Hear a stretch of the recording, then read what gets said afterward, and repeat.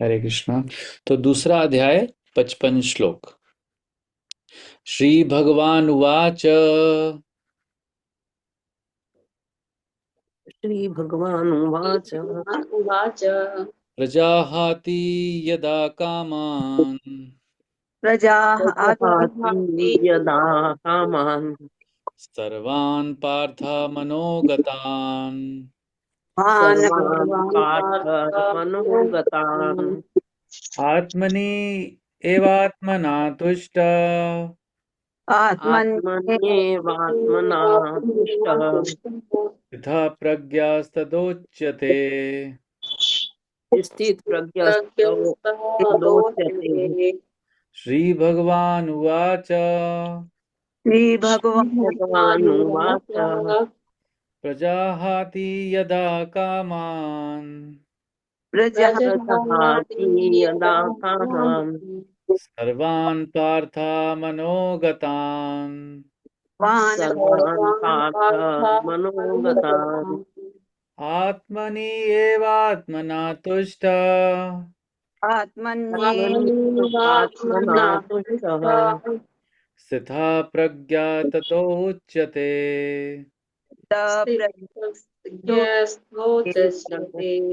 श्रीभगवानुवाच भगवानुवाच प्रजाहाति यदा कामान् प्रजहाति यदा कामान् सर्वान् पार्थामनोगतान् सर्वान् पार्थ मनोगतान् आत्मनि एवात्मना तुष्ट आत्मन्येवात्मना तुष्टः स्थितः प्रज्ञा तदोच्यते। स्थितप्रज्ञस्तदोच्यते। श्री भगवान ने कहा, श्री भगवान ने कहा, हे पार्थ, हे पार्थ, जब मनुष्य जब मनुष्य मनोधर्म से उत्पन्न मनोधर्म मनोधर्म से उत्पन्न होने वाली होने वाली इंद्रिय तृप्ति की समस्त कामनाओं इंद्रिय इंद्रिय तृप्ति की समस्त कामनाओं का परित्याग कर देता है का परित्याग कर देता है और जब इस तरह से और जब इस तरह से विशुद्ध हुआ उसका मन विशुद्ध हुआ उसका मन आत्मा में संतोष प्राप्त करता है आत्मा में संतोष प्राप्त करता है तो वे विशुद्ध दिव्य चेतना को तो वह विशुद्ध दिव्य चेतना को प्राप्त कहा जाता है। प्राप्त प्राप्त कहा जाता है।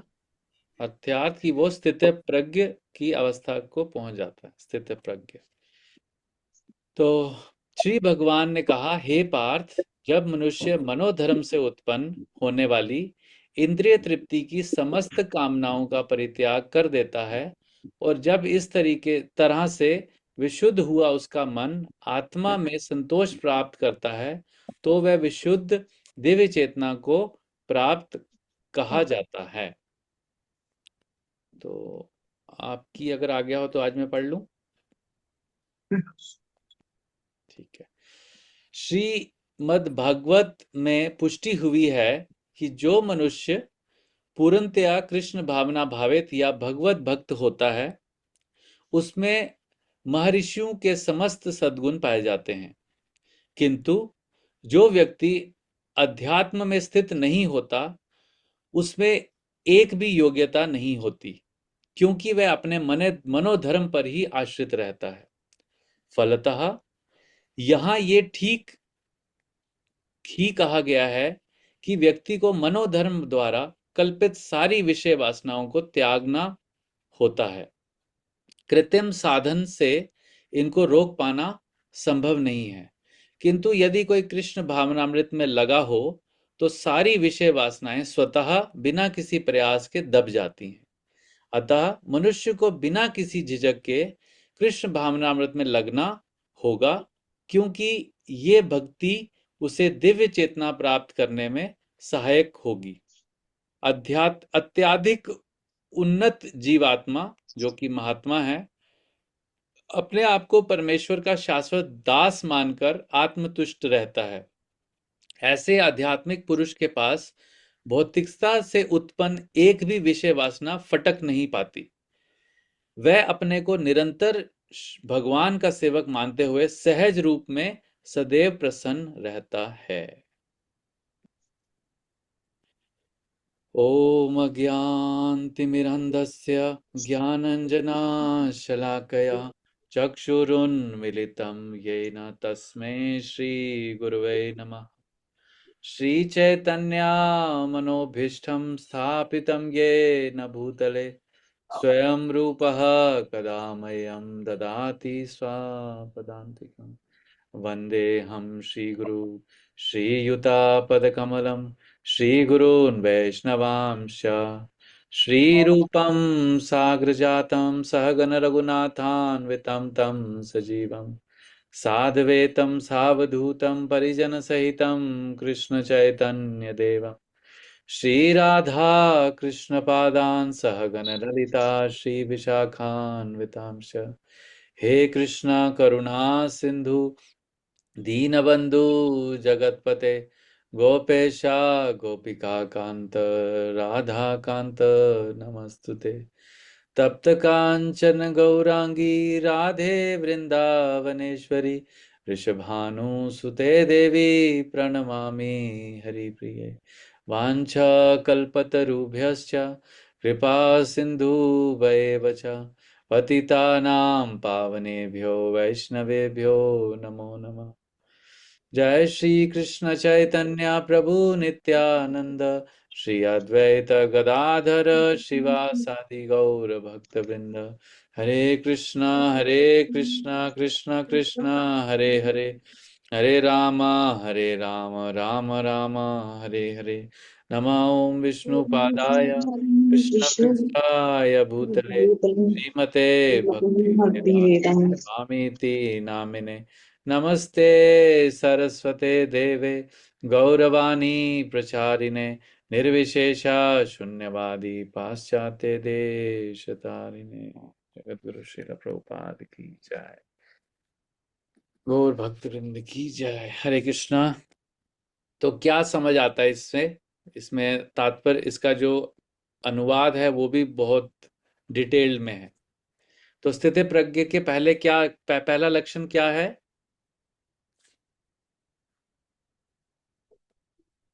जिसकी बुद्धि स्थित हो। हाँ, और उसके लक्षण क्या है कि बुद्धि उसकी स्थिर है। वो भगवान की भक्ति में लीन है, कृष्ण भावनामृत है, कृष्ण भावनाव्रत में। ये जो श्लोक में जो बता रहे हैं हम उसके रेफरेंस में कि वो ऐसा क्या करता है? इंद्रियों की ही इच्छा को त्याग कर देता है। हरि बोल। दीपक बंसल प्रभु की जय। हरे कृष्णा। वेलकम प्रभु। थैंक यू प्रभु। हरे कृष्णा। हरे कृष्णा। तो उसके अंदर जो इंद्रिय तृप्ति की जितनी भी कामनाएं होती हैं उसका परित्याग कर देता है।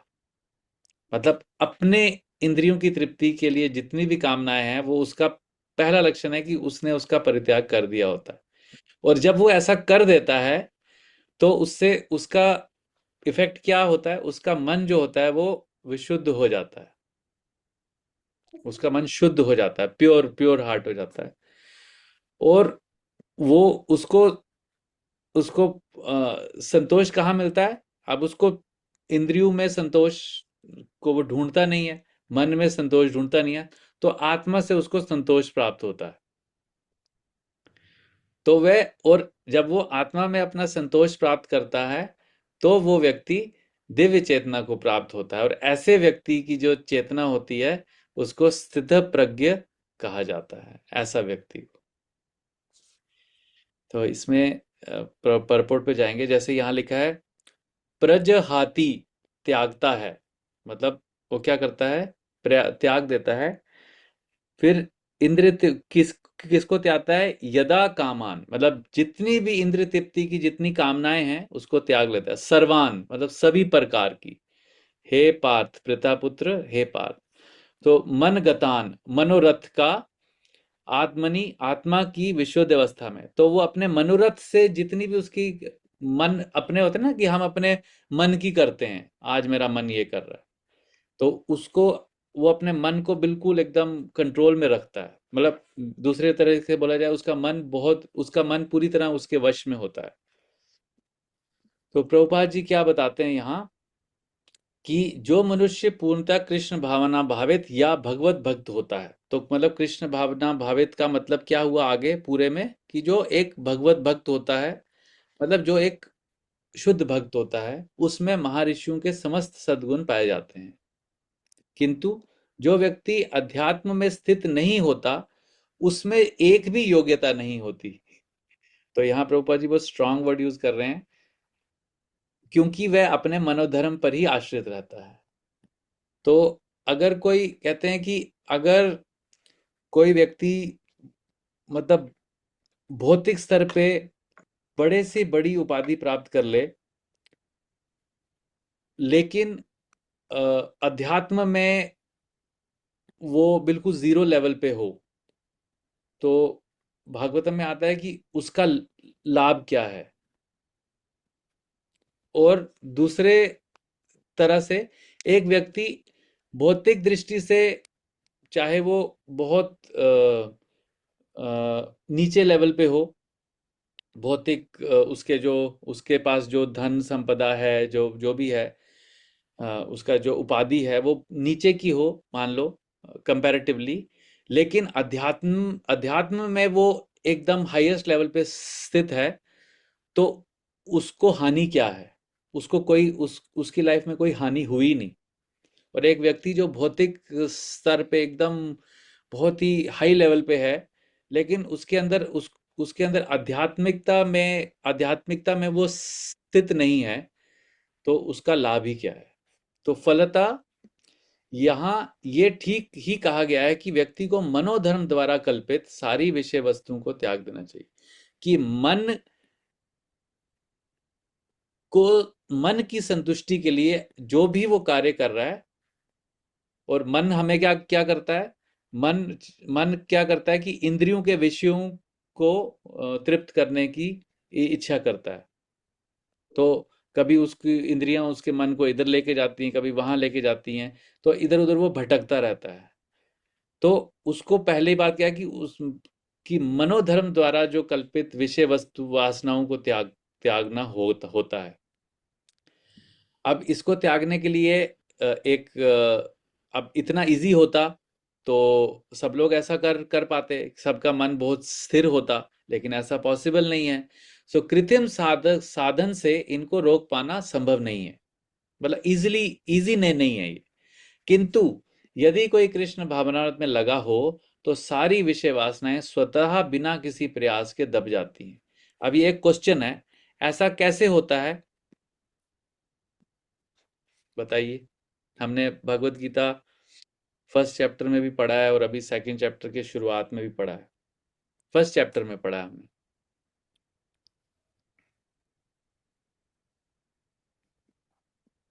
ये लाइन बहुत इंपॉर्टेंट है। क्योंकि प्रभु जी हम लोग भगवान का नाम लेते हैं, हम इसलिए हाँ, हमारी सारी विषय शक्तियां हो जाती, कम हो जाती हैं। दब नहीं जाती, कम हो जाती हैं। हमें ये लगता है कि अब जो भी करना है हमें कृष्णा के लिए ही करना है, सेंटर में रख। आपने फर्स्ट स्टेप सही बताया, उसके बाद आप डायरेक्टली लास्ट स्टेप पे पहुंच गए। बीच के स्टेप थोड़े बताओ।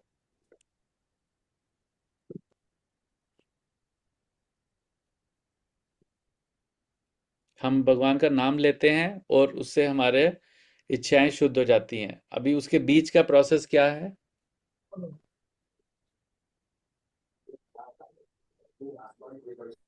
प्रभु जी सेवा इसके लिए सेवा प्रभु जी हमें निष्काम कर्म करना पड़ता है।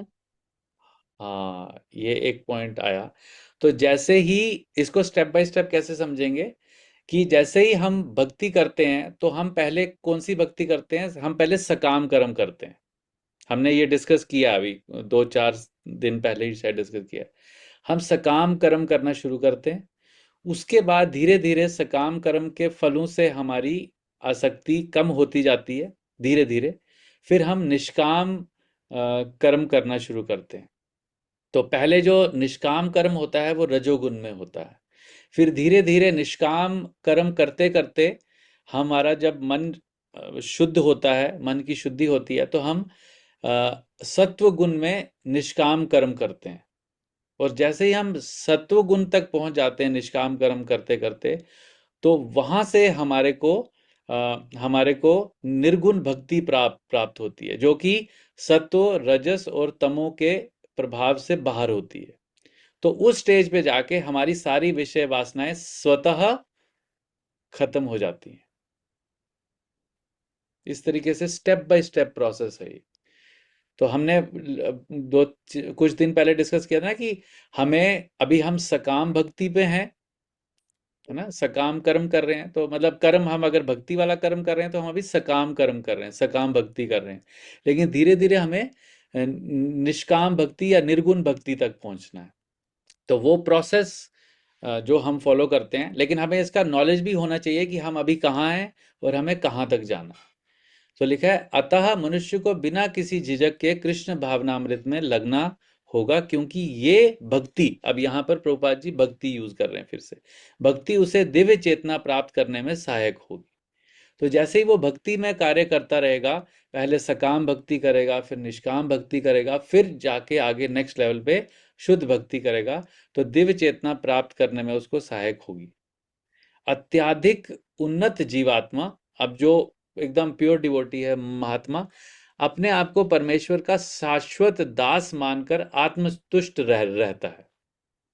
अब जैसे ही व्यक्ति ये प्रोसेस को फॉलो करते करते बिना किसी विषय वासना के, जब उसकी उसकी चेतना शुद्ध हो जाती है और वो अपने को भगवान का शाश्वत, मतलब ये नहीं कि आज मैं दास हूं कल मैं बॉस हूं, वैसा नहीं, हमेशा मैं दास हूं, और वो वैसा बनकर भगवान की सेवा करता है, तो वो आत्मतुष्ट होता है। फिर उसको बाहरी किसी विषय से संतुष्टि प्राप्त करने की इच्छा नहीं आती उसके मन में, कि मैं बाहरी, मतलब बहुत बाहर की कोई वस्तु, मतलब उसको आंतरिक संतुष्टि मिलती है, आत्मा में उसको तुष्टि होती है, आत्मा में ही वो तुष्ट रहता है। उसको श्रीमद् भागवतम में बताया जाता है आत्माराम, मतलब उसको बाहर का उसका कंडीशन कैसा भी हो, लेकिन वो अंदर हमेशा आत्मतुष्ट रहता है। सो ऐसे आध्यात्मिक पुरुष के पास भौतिकता से उत्पन्न एक भी विषय वासना फटक नहीं सकती। तो जब तक हम इस लेवल तक नहीं पहुंचते, तब तक विषय वासना फटक सकती है। तो इसलिए हमें इसलिए प्रभुपाद जी से कोई पूछता है कि कृष्ण भावनामृत में आगे बढ़ने का प्रोसेस क्या है, तो प्रभुपाद जी बोलते हैं, भक्तों का संग, भक्तों का संग, भक्तों का संग।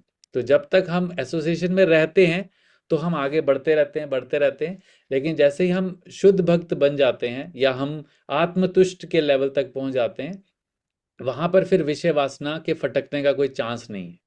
लेकिन उससे पहले चांस है।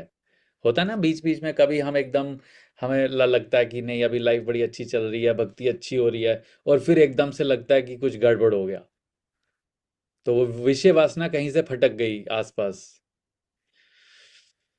तो इसलिए डिवोटीज का एसोसिएशन बहुत इंपॉर्टेंट है। वह अपने को निरंतर भगवान का सेवन मांगते हुए सहज रूप में सदैव प्रसन्न रहता है। मतलब उसको एक्सटर्नली कुछ नहीं चाहिए, फिर मिल गया तो ठीक है, नहीं मिला तो भी ठीक है।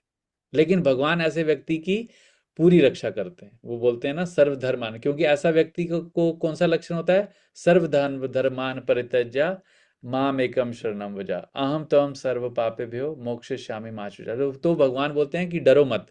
तो ऐसे व्यक्ति का भगवान पूरा ध्यान रखते हैं। जो जो भगवान में ही आत्मतुष्टि, जो आत्मा में तुष्टि पाता है, तो उसका भगवान पूरी तरीके से ध्यान रखते हैं। लेकिन पहले भगवान ये चाहते हैं कि तुम वहां तक पहुंचो, उसके लिए मेहनत करो, तो तब आगे जाके वो हमें हाँ, हमारा 100%, मतलब हमारे टेक ओवर कर लेते हैं लाइफ को। कोई एडिशन, कोई कमेंट, कोई क्वेश्चन? कैसे होता है, क्यों होता है?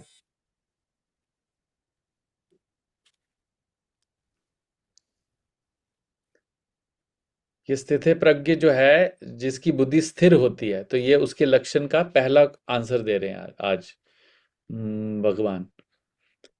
अभी नेक्स्ट श्लोक में सेकंड क्वेश्चन का आंसर देंगे।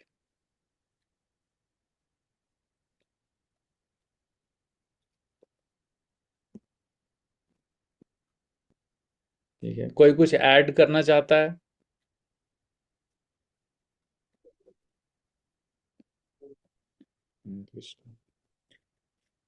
ठीक है, तो यहीं पे इसको विराम देते हैं आज का। और आप लोग रेगुलरली आते हैं, तो 1 मिनट में इसका रिकॉर्डिंग बंद